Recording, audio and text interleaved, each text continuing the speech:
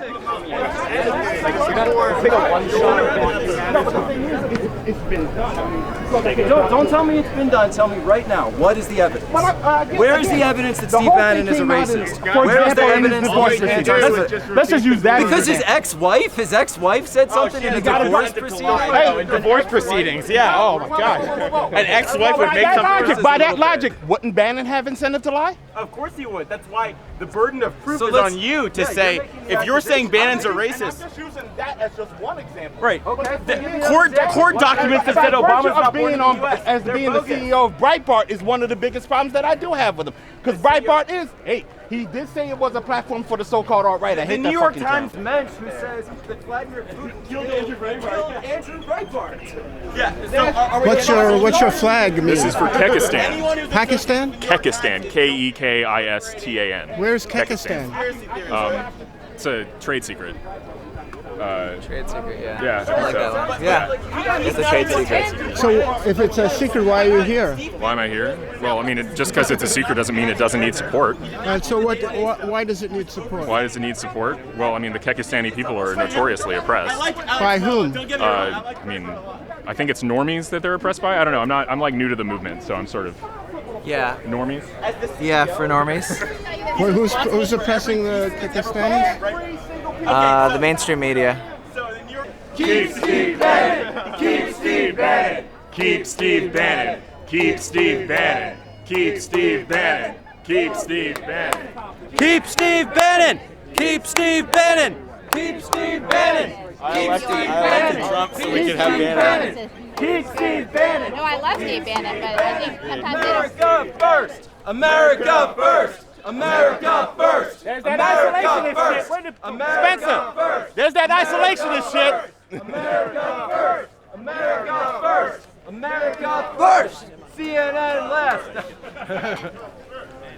Ideally, they could be unlicensed. So You're going to put me in. What's going to happen to Steve Bannon? Why are people upset?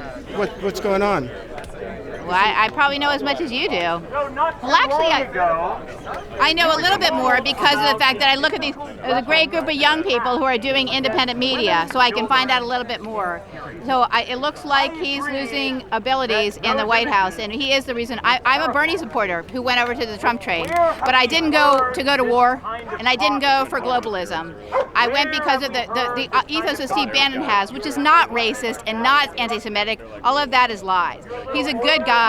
He was working at Goldman Sachs, and he found out that it was wrong, that people who are regular people are not well served. And I'm very, very, very concerned to see Donald Trump flipping and becoming just a regular Republican. I'm not a Republican. I never voted for a Republican in my life. So I didn't vote for Donald Trump for that reason. And if he dumps Steve Bannon, I'm out. And I'll be for Tulsi. And you're probably going to put that in there. You're going to say, I don't know, but I'm very disturbed. I think he's been missed. I'd probably go for Tulsi or 2020. Tulsi Gabbard, possibly. Don't know who she is? She's one of the few Democrats who actually is against the war in Syria. I'm Mari Morrison. I'm a world citizen. What's that stand for, the RR? It's a band that I was in when I was 16. It's forever. Yeah. The Shuri industrial complex, and I'm talking about the mass media that has a boner on for war of any kind. These are terrible people. These are people who have their own short-term interests and are willing to spill blood over those interests. They're willing for Americans to die. They're willing for hundreds of thousands, if not millions of people in the region to die because they want war. Bannon, Steve Bannon, he's actually taken a lot of positions over the years.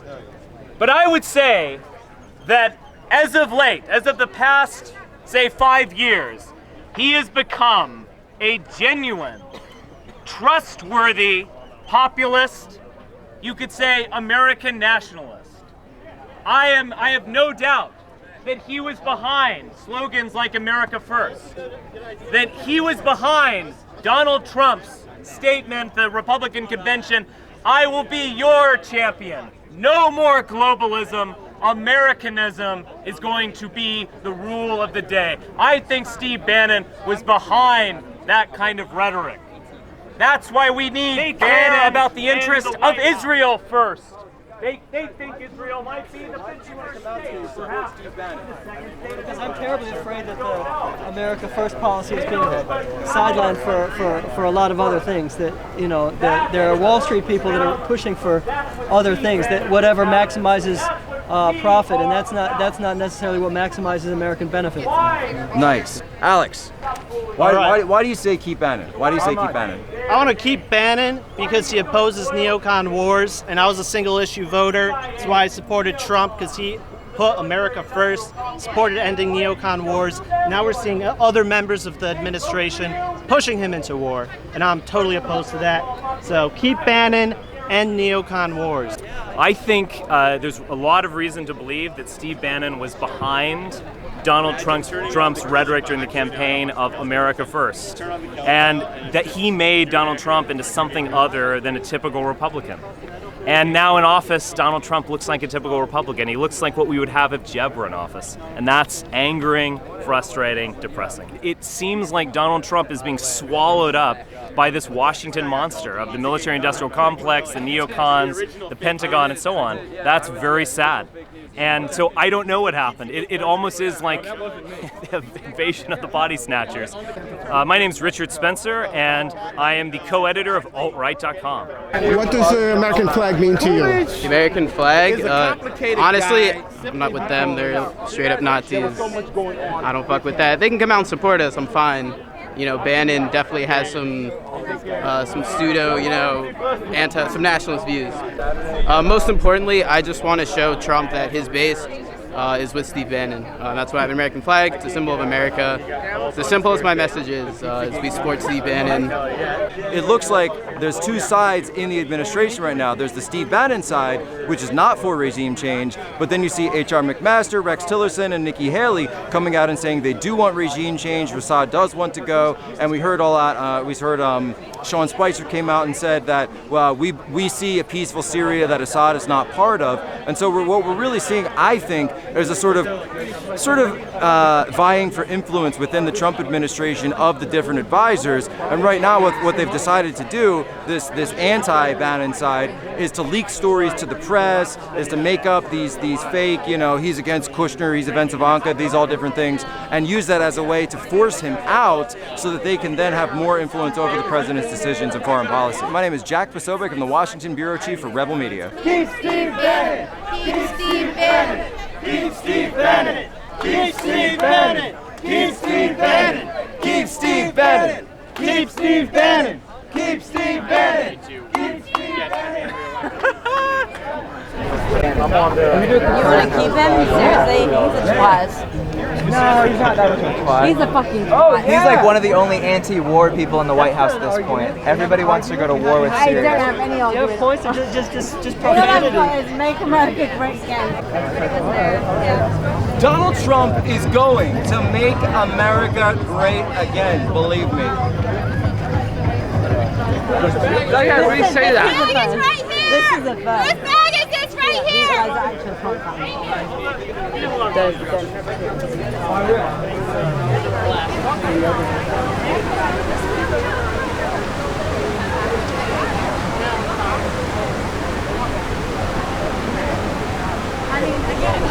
What do you think? What do you make of this? I really don't know what the point is of this. All I know is it's about the taxes. But they're all out here saying that, like we need to hear the truth. Why couldn't we not hear the truth about Hillary's emails? She lied to us clearly, obviously. But that's old news. Excuse me? That's old news. Yeah.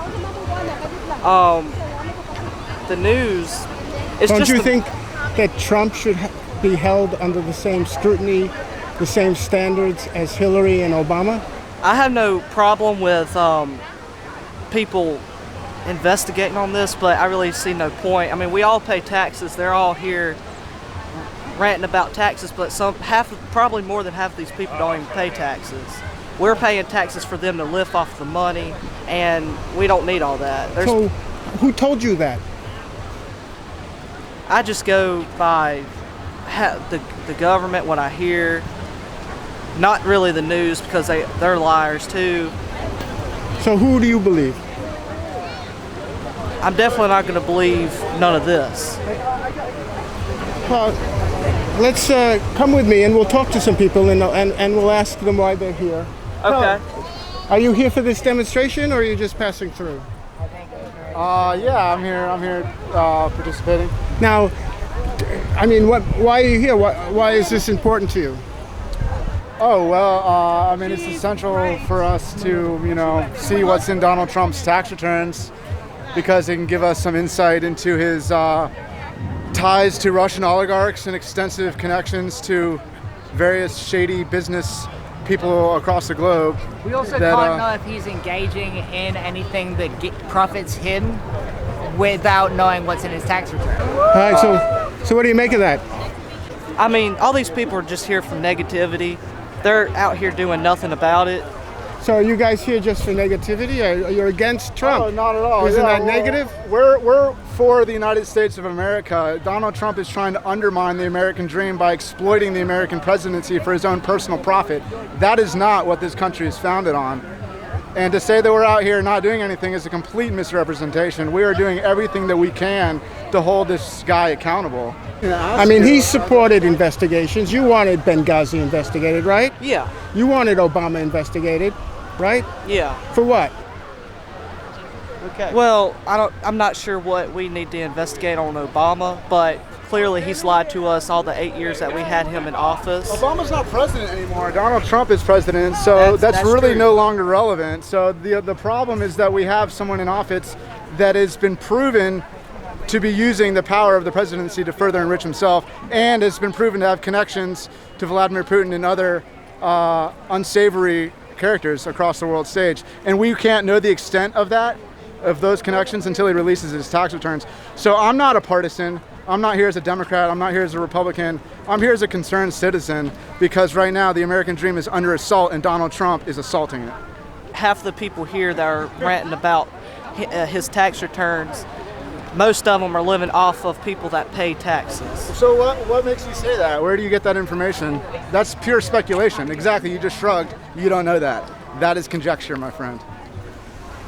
So, I mean, is it not? Well, how about you folks? Do you pay? How do you know He thinks that most of the people here don't pay taxes. What does this have to do? He thinks most people don't pay. Most people here don't pay taxes. I do. Around the house. Okay. I'm a business owner. I'm a small business owner. I pay taxes to the state, the feds, everybody. I'm a small business owner, so you're absolutely. He's right. You have no clue what you're talking about. You have absolutely no clue what you're talking about. And it's not your fault. You're 14 years old, man. Like, I'm not trying to slam you by any sense. You just don't have very much world experience. You don't have very much life experience, and you've been told certain things by your family, by people at your church. I don't know if you go to church, maybe people in your school. So you've been led to believe a certain set of quote-unquote facts, let's call them alternative facts, about the current system that we're in. And it's not your fault. But to say that most of these people aren't paying taxes, that's pure speculation. It's totally untrue. We're paying taxes. I mean, anybody that has a job, we pay sales tax, we pay payroll taxes. Everybody's paying taxes, even if they're not making a large income. Many people are making incomes. I mean, that's besides the point. Everybody pays taxes. It's the richest people that are able to hire tax attorneys and lobbyists, frankly, to write laws in ways to further enrich themselves at the expense of everyone else, essentially. So now, didn't Trump say that if you can get away with not paying taxes, that means you're smart? I did not hear about that, but that was why he wasn't paying taxes, because he had lawyers that could get him out of paying. I do stand with paying taxes, but I mean, the only time you shouldn't be able to pay taxes is if you're on welfare, and if you're on welfare, it should be a good reason. You could be homeless. Well, I don't think Trump is on welfare. I don't think so neither. And I think that he got away because he lost a whole bunch of money in his investments. I agree. That he didn't have to pay taxes, and that was a loophole that he took advantage of. Now, are you saying that he's wrong?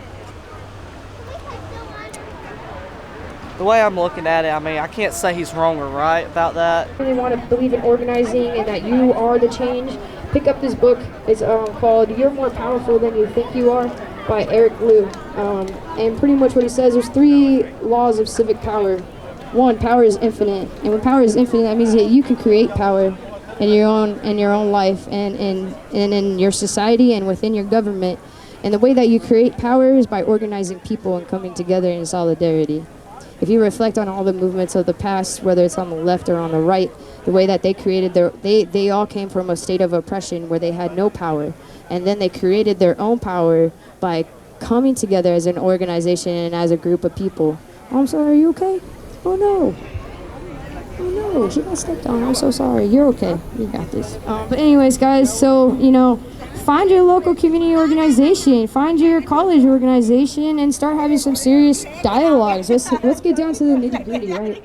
So I'm going to be creating a community organization. I decided it's going to be called Citizens of Change. A rebellion is built on hope. And what we're going to be doing, we're going to be reading that book I just told you about, and other books like Ishmael by Daniel Quinn. Other readings, we're going to study movements and what has worked and what hasn't worked. And we're going to have some seriously uncomfortable dialogues with creative value. Also be on the lookout of a Facebook group titled Citizens of Change. A rebellion is built on hope, Star Wars. Because I really believe that education can empower and change people, and we can take actions and go. My name is Natalie de Leon, N-A-T-A-L-I-E. My last name is lowercase d-e, space capital L-E-O-N.